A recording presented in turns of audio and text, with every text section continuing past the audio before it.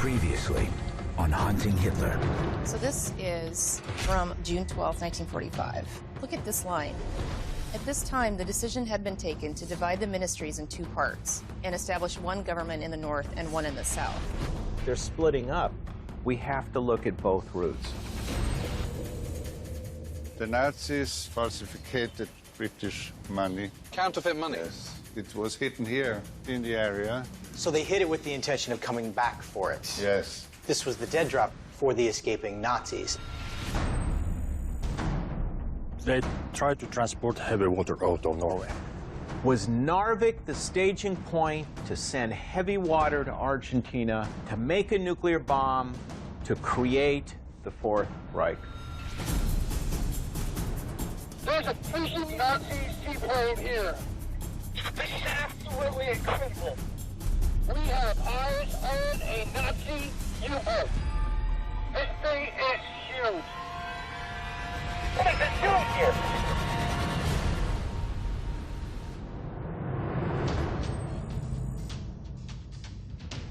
We'll be heading to the surface in a few minutes. Along Hitler's potential northern escape route in Narvik, Norway, U.S. Army Special Forces Tim Kennedy has made a massive discovery that could change the course of the investigation. Never seen anything like it, ever. Sunken Nazi vessels in the same area where eyewitnesses and a declassified U.S. Army file claim that Nazis were transporting nuclear material out of the country. There's a complete, massive U-boat. Yeah. Just laid on the ocean floor. While we didn't find any barrels of heavy water, this is an unbelievable discovery. This is massive infrastructure. Something very important to the Nazis was going on right here.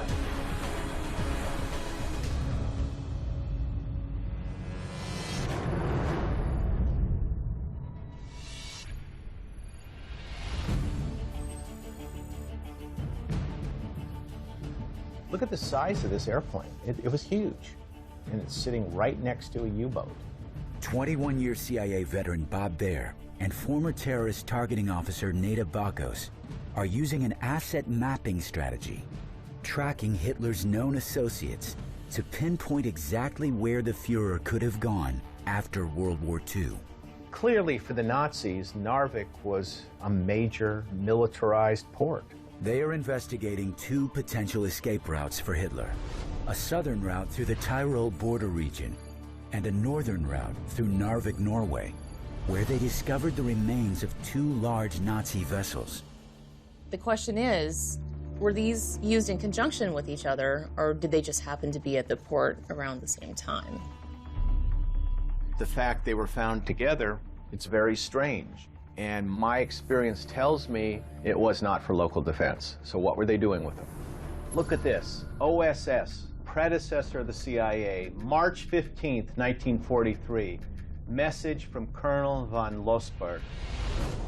I have spoken about refueling seaplanes from U-boats.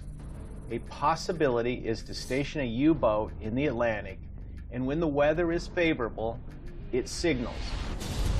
What they're talking about here is flying seaplanes out, rallying with a U-boat in the middle of the Atlantic, refueling, and sending the seaplanes on.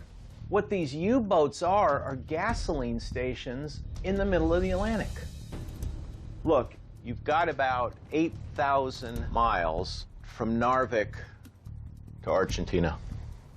And the seaplanes have a range of 3,000 to 4,000 miles, so you'd only have to refuel it once or twice before it got to South America. At the beginning of the investigation, we looked at the possibility that Hitler got to Spain and then took a U-boat. It never quite worked in my mind because he was in bad health. I just couldn't imagine Adolf Hitler, as ill as he was, getting on a U-boat for 30 days.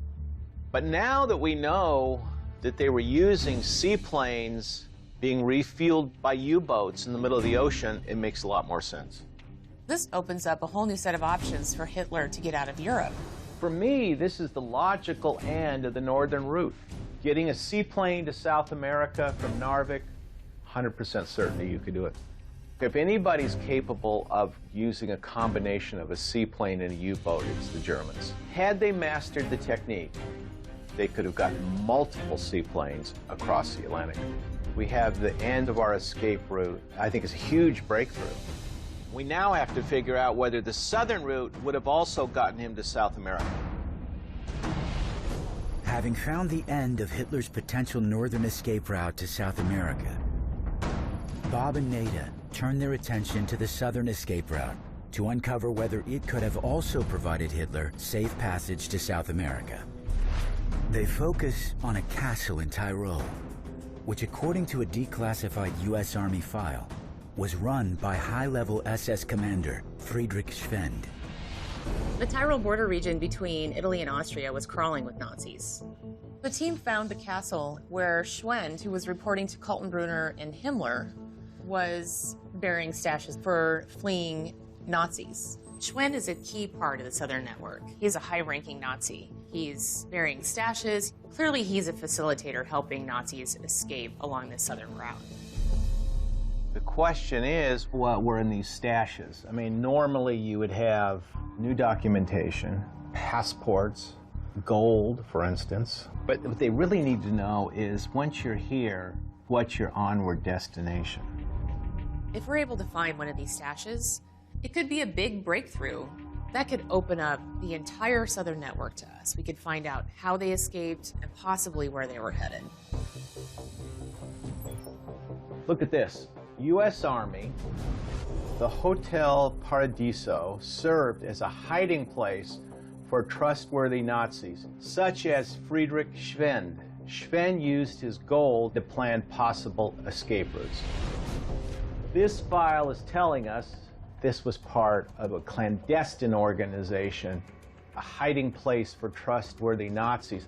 This is more evidence. This is where those stashes were. Where is Hotel Paradiso? Right in the same region as the castle. In the mountains, very isolated. If you're gonna hide dead drops or stashes, you do it in these mountains. So far we've heard rumors of stashes, but I want to see some sort of evidence to back that up.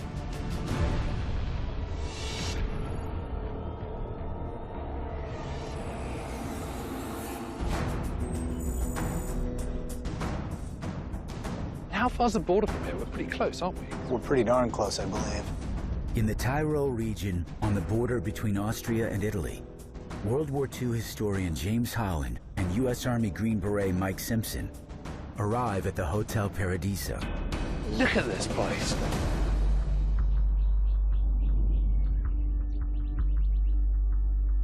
What we need to find out is whether Hotel Paradiso is a viable place in which to hide a Nazi safety deposit box. They could have buried documents, treasure, gold, who knows what.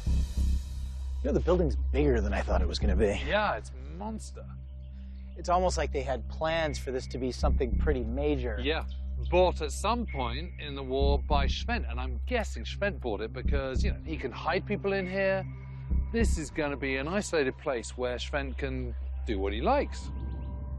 If you wanted a place to have a safe deposit box that somebody could pick up some ready cash to cross the border, this would certainly be on the list of places where I would put it.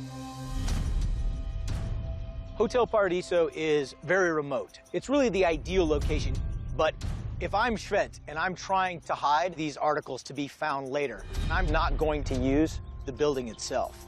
People coming in and out of the hotel could stumble upon it accidentally. If we're going to locate one of these Nazi dead drops, these safe deposit boxes, it's going to be buried somewhere in the property. This is a pretty big property, Yeah. so we've got to pick our spot, haven't we? Yeah, we need a little bit of technology on this.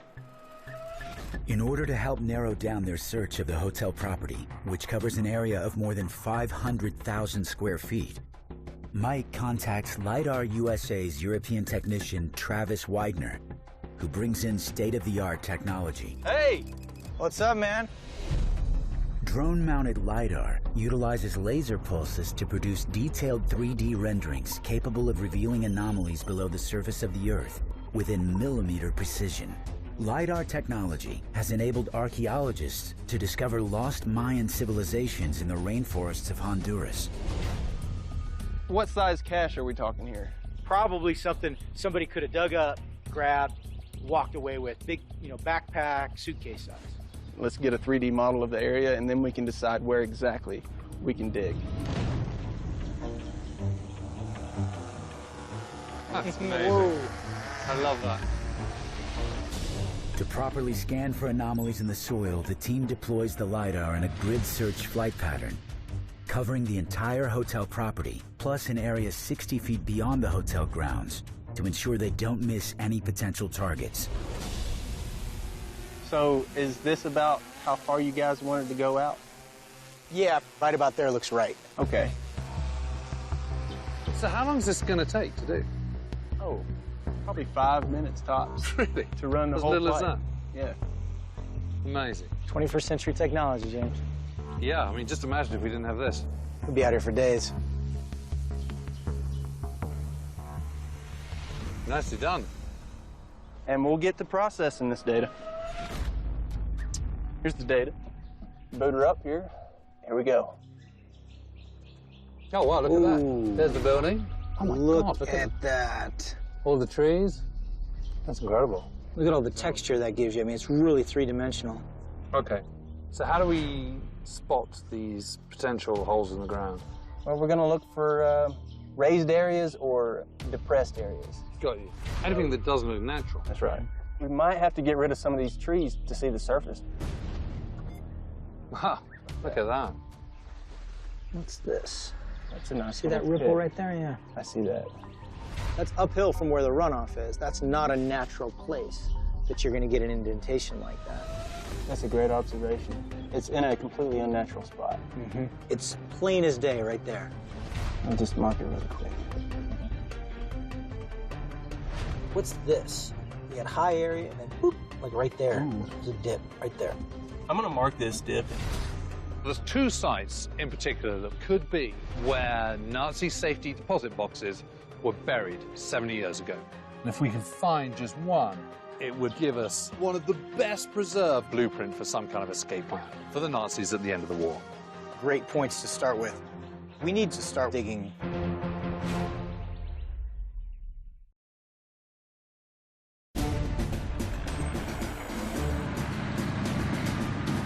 If the Nazis buried anything here, this is the way we're going to find it. At a former Nazi hotel along Hitler's potential southern escape route in the Tyrol border region, James and Mike are searching for the hidden location of an underground stash, which, according to declassified reports, could have been used to facilitate the escape of high-ranking Nazis at the end of the war.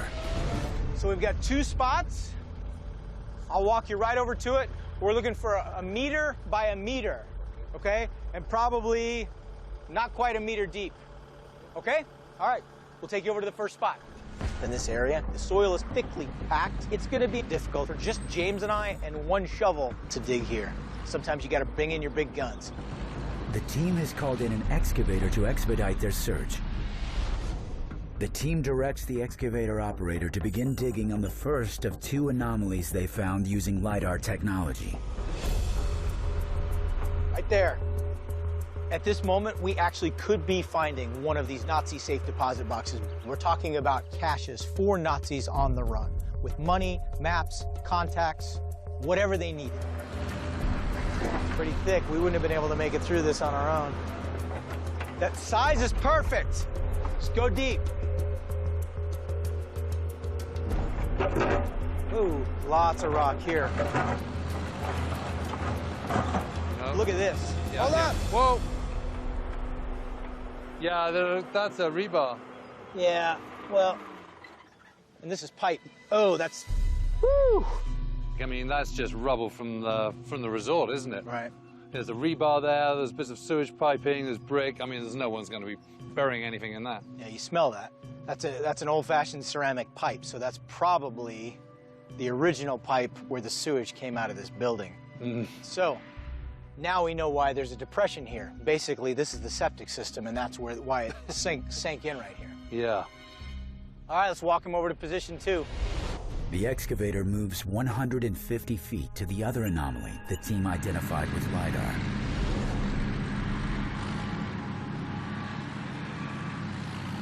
Wait, go ahead.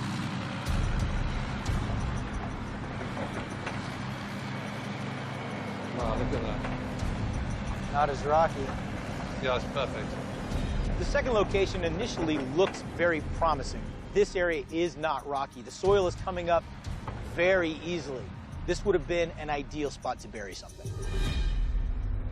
Go ahead and hold up right there, okay? I don't want him to dig with this any farther. If they're hiding something, this is the depth that we need to start looking for. If we keep going with these big teeth, we risk damaging whatever it might be. Yeah, I agree. What's that? That looks like a shovel to me. How about that? This is old. It's rusted. Mm-hmm. Based on the rust and the appearance of this shovel head, I think it dates back before 1950. I really think that this broke off while somebody was digging. It's bent, the handle's missing. Well, I can tell you, it's hard work digging into that. Yeah. But not impossible. This clearly means someone else was digging in this exact same spot. The question is, was this shovel here while someone was either putting in or removing one of these safe deposit boxes? Or was it a treasure hunter just looking in the same area that we were? No, I think it's pretty clear there's nothing else in there, is there? I think it's reasonable to assume that something could have been hidden here. Yep. But at this point, we have to assume that whatever it is long gone. I mean, look at how much territory there is, but one of the two places we marked on the LiDAR, somebody else was digging as well, which I find to be a strange coincidence.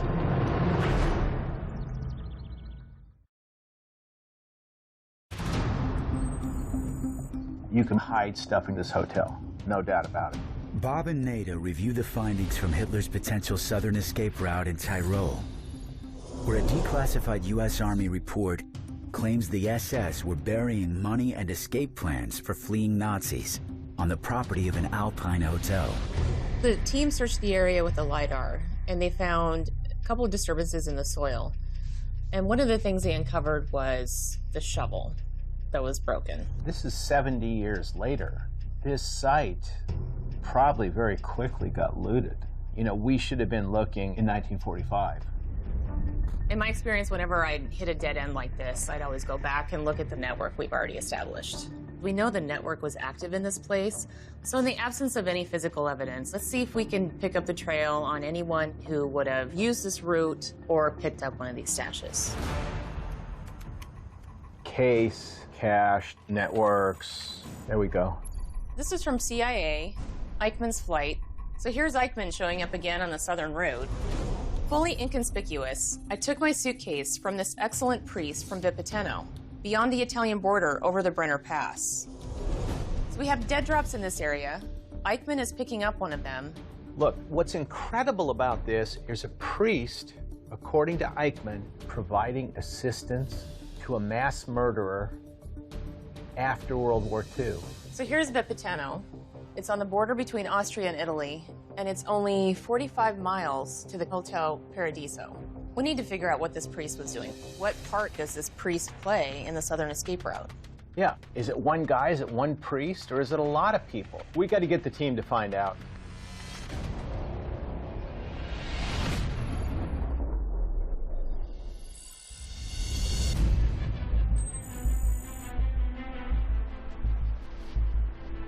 We've confirmed that Eichmann was here. I mean, that's not even in question. So now we just need to get the details. Along Hitler's potential southern escape route, Mike, James, and their translator Katya land in Vipiteno, a town in the Tyrol border region. Hello, James. Nice to meet you. The team makes contact with historian Dr. Dietrich Thaler at the Lady of the Moss Church, which, according to declassified documents, was connected to a priest assisting in the escape of high-ranking Nazis, including Adolf Eichmann, after the war.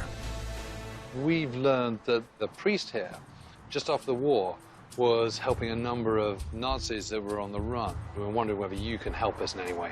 Trotzdem sind natürlich in der Bevölkerung einer kleinen Stadt verschiedene Geschichten erhalten geblieben. He says very little official research exists on the subject, but there are still a lot of stories within the community.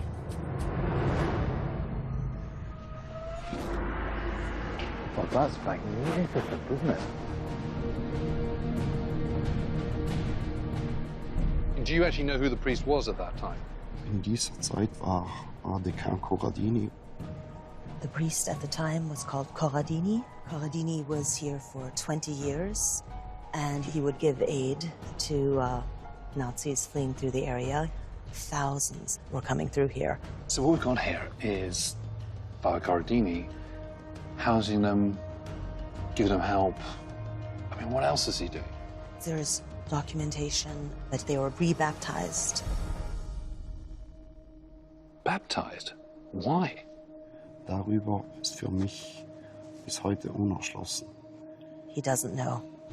This is bizarre to me, James. A baptism.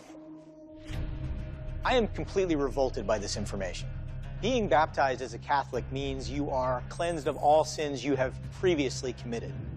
I don't buy that high-ranking Nazis known to have committed mass murder really repented of their sins. You see this baptismal record. This is pretty standard. Would there have been a baptismal record of that time? There are registries dating back over centuries. He's going to check and see if it's possible that we take a look at them. Dr. Thaler secures access to the church's sealed records archive, a collection of documents dating back hundreds of years. So this is from 1943 onwards. A lot to go through here. I mean, there's so many German names here.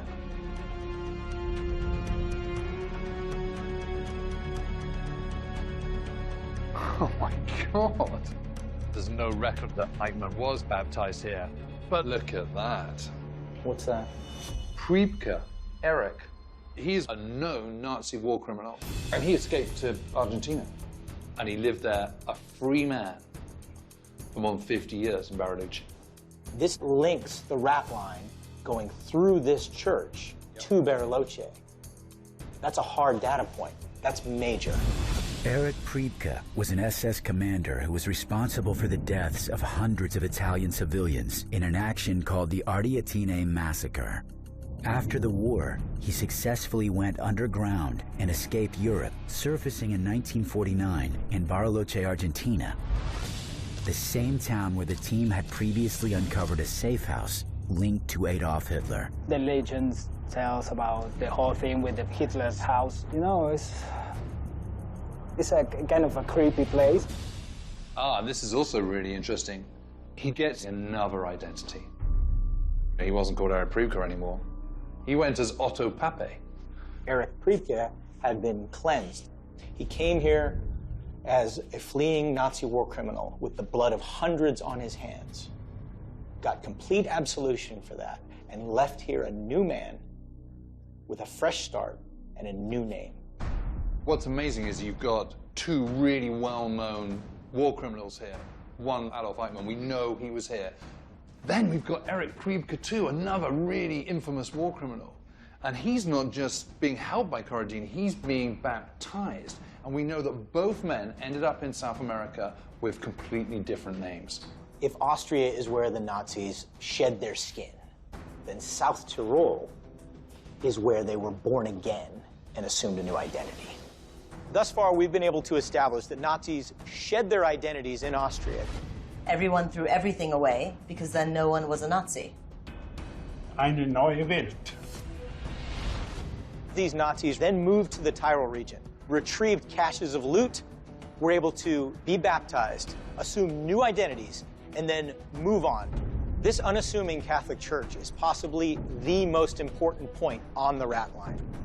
Any high-level Nazis who entered this church could have left this church with a new identity and a new life ahead of them.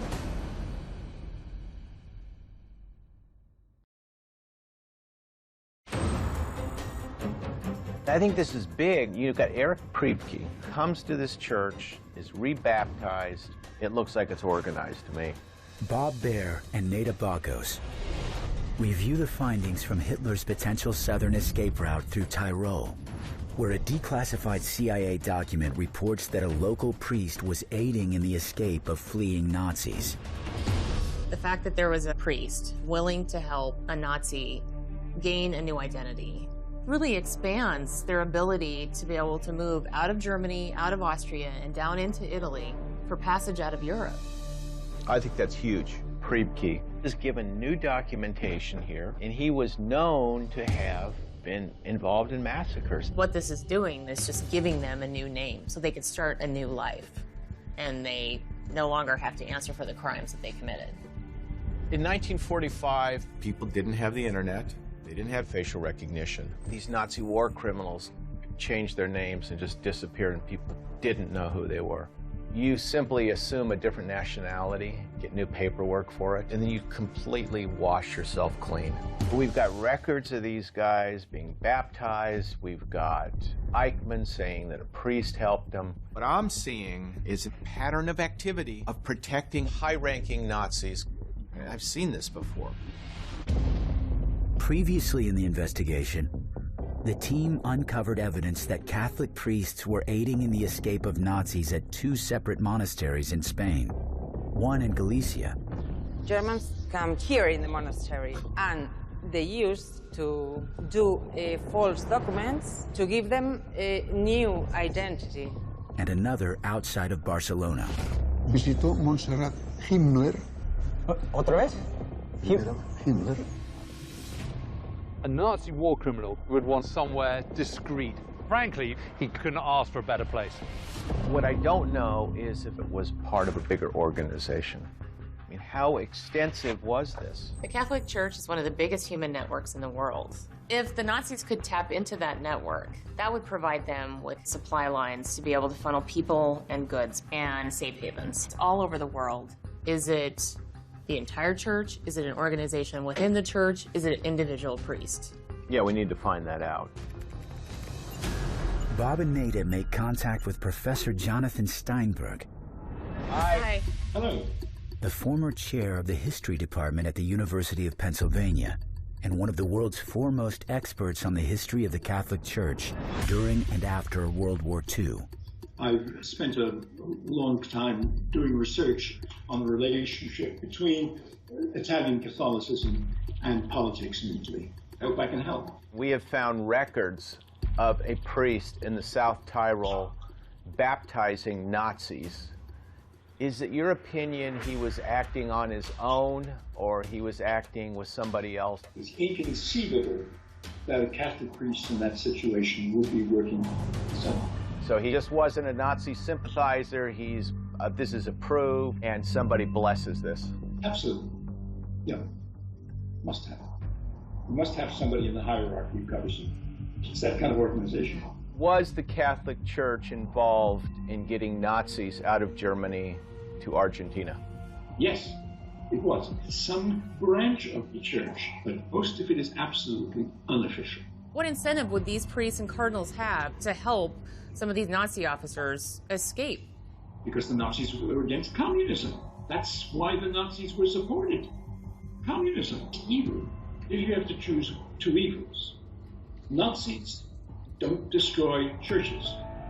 If Hitler were to show up, what are the chances of the faction of the church that helped the Nazis picking him up and sending him to Argentina?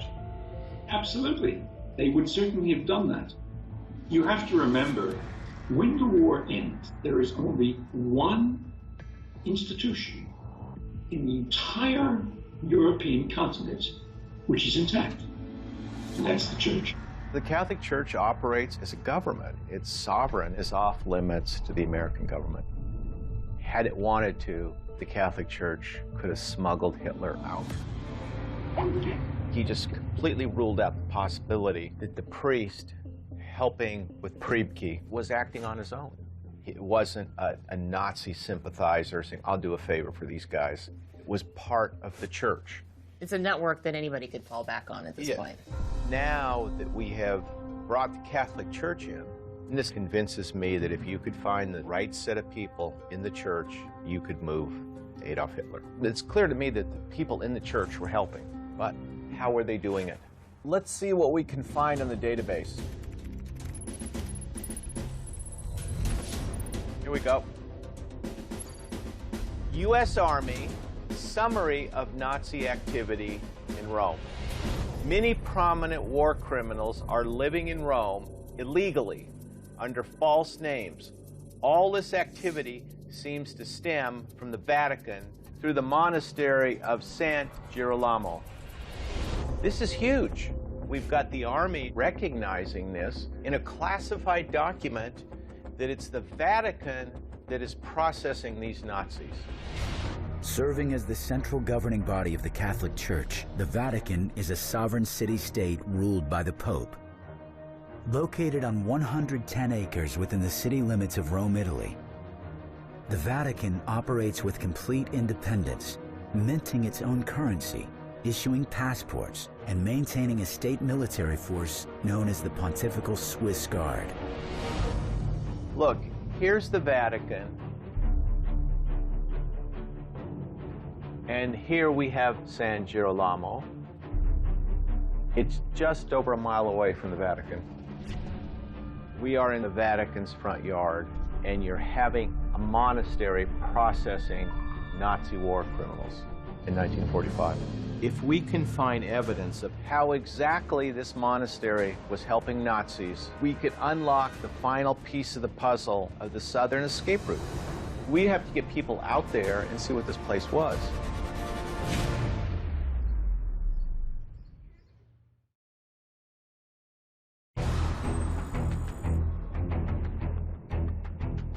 It's important that we put eyes and ears in this place. Along Hitler's potential southern escape route in Rome, Italy, former U.S. Marshals Commander Lenny DePaul, investigative journalist Gerard Williams, and their local contact Marcel head to the San Girolamo Monastery, where a declassified U.S. Army document claims the Catholic Church was assisting high-ranking Nazis to escape from Europe at the end of the war. We've been told that a network of priests in the Catholic Church who were involved in the escape of Nazis after World War II. But it's still something that doesn't really fit with me. Marcel, lead the way.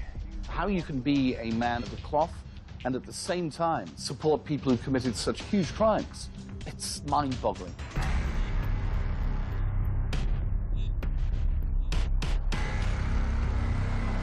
Here's the church.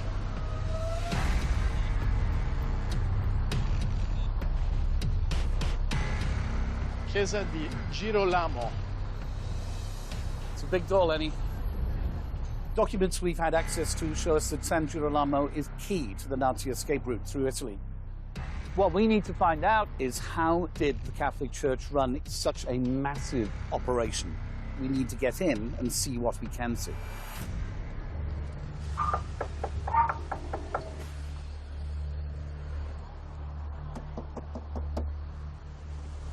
I'm going to take a look around the corner.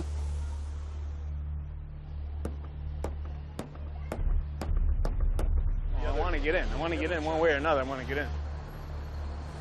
Nothing? Nothing.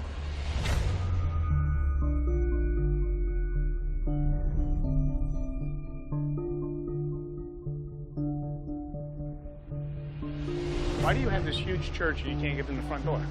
St. Patrick's Cathedral in New York City. Open all the time. Every door is open. Yeah. I don't think we're going to find anything. It's hidden away. What we need to do is find somebody who knows what's hidden behind the walls of this church.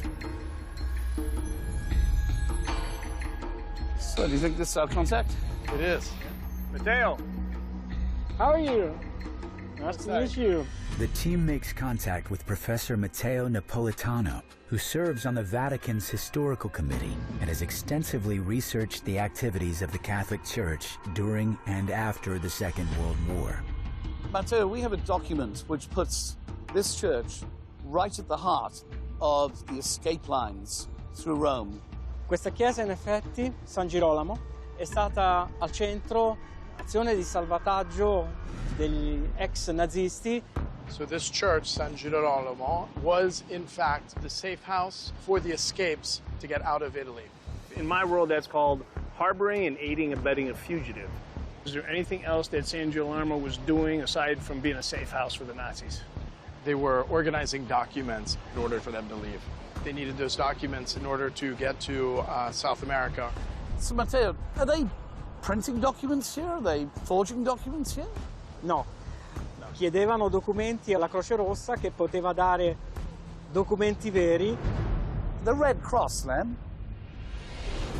Founded in Geneva, Switzerland in 1863, the International Red Cross is the oldest humanitarian aid organization in the world. After World War II, millions of displaced European refugees relied on the Red Cross. They provided documentation and papers, issuing over 120,000 temporary passports by the end of 1951. If the church provided approval, Nazi war criminals using false identities could gain legitimate paperwork and passports through this system. The Red Cross was actually producing legitimate documents with false identities. Unbelievable. The documents were secure, so if they had those documents, they could easily get out of Rome. Go anywhere. And they can hide in plain sight. We've seen escaping Nazis being baptized into the church under new names. Their next step is Rome, where under that new name, they will get a real passport. Once they've got that, they're home free. You leave with the blessing of the Catholic Church and the International Committee for the Red Cross. You could not be safer. That's too easy. That's the way it worked. Yeah. Wow. Wow. This is the last piece of the puzzle, eh? But who did the church in Rome help to get out of Europe? Ma certamente è anche difficile capire. Very difficult to understand because once they got these legal documents, it was very difficult to figure out. They're gone. We know that thousands of Nazis are flooding down the rat lines to Italy, to Rome. The question now is who could have got out of Europe using the southern escape route through Rome and out to South America. It's something we need to know.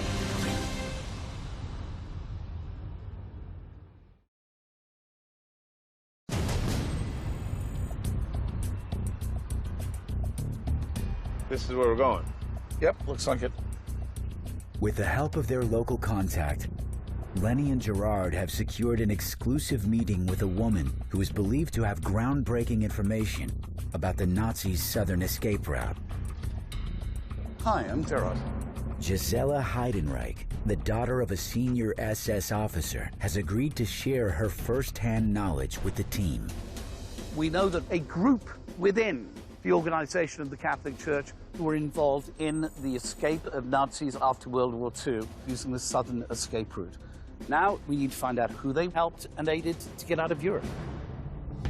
We understand from our contacts that you may have specific information about who actually may have used these rat lines and escaped. I definitely have a lot of specific information about the guy named Horst Wagner. Horst Wagner. A high-ranking diplomat and officer in the SS, Horst Wagner earned a place within Hitler's elite inner circle, serving at the Foreign Ministry in Berlin for the duration of the war. Wagner was accused of war crimes for his role in the murder of 350,000 Jews, but managed to escape and never faced the charges. He fled, and I know he walked down the red line and he went to Southern America. How do you know this specifically? Where is that coming from? Because my mother had a long-lasting affair with him. After my mother's death, I found a bunch of letters down in the basement. In these letters, he says how he escaped.